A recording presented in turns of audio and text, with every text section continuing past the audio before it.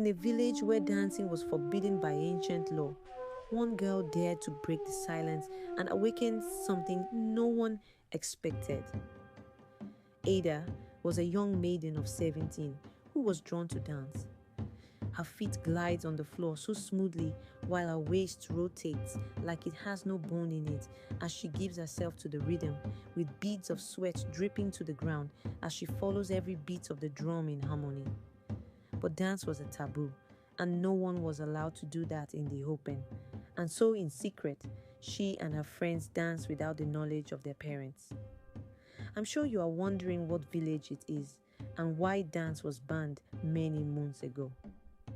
In southeastern Nigeria lies Umuahia, a village untouched by time, bound by tradition. Among its customs, one stood taller than the rest, the sacred ban on dancing. It all began one fateful day during the Head Dance Festival when everything turned from happiness to sorrow. The elders said a dancer long ago offended the gods during the Haja Ani, the earth dance.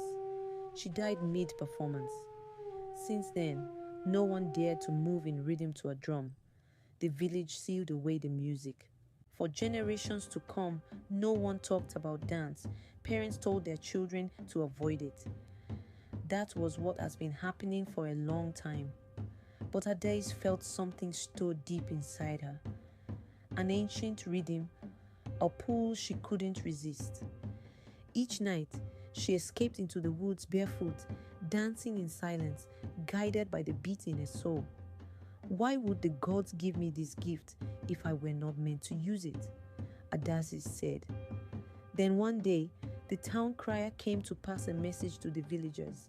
Hear me, hear me.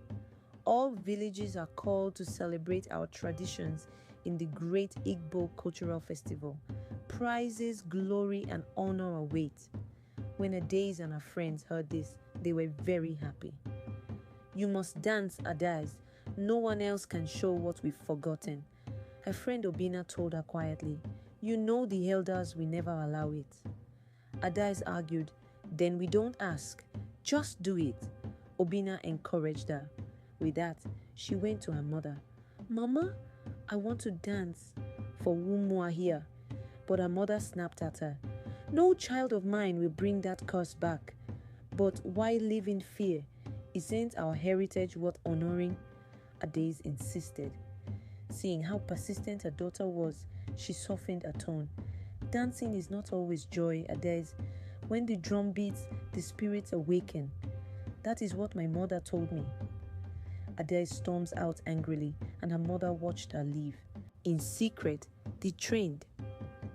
Adaeze taught them moves remembered from childhood tales, channeling rhythm from earth and sky.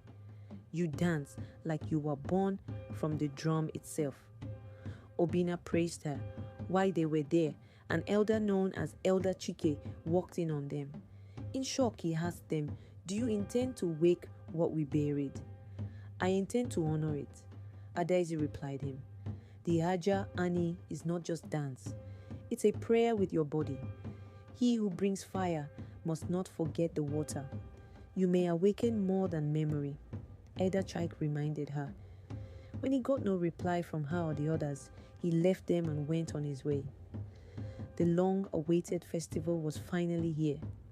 Adaeze steps forward in beaded attire, painted in traditional chalk.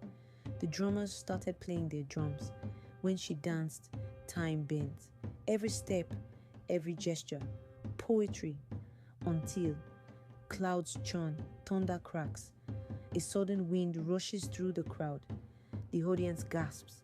Some knelt down, others fled. Umuahia villagers fleeing were seen yelling, divided. Some praised, others cursed out loud. Mama Adaeze confronted her daughter then. Do you know what you've done? She asked in a loud voice. I only showed them who we are, was her daughter's reply, wearing a sad face. At night, everyone went to bed with a heavy heart. While they slept, Elder Chike had a dream of a woman made of earth dancing under a full moon, smiling. She was the Earth Mother. The Earth Mother appeared in his dream, not in anger, but joy, she danced. It was the dawn of a new beginning for the villagers. The village council called for a meeting, and Elder Chick addresses them. The gods are not angry. They remember us.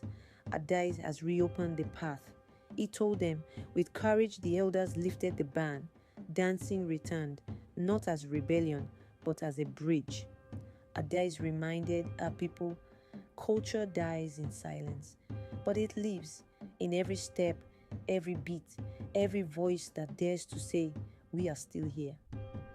What traditions have you buried out of fear? And what will it take to dance them back to life?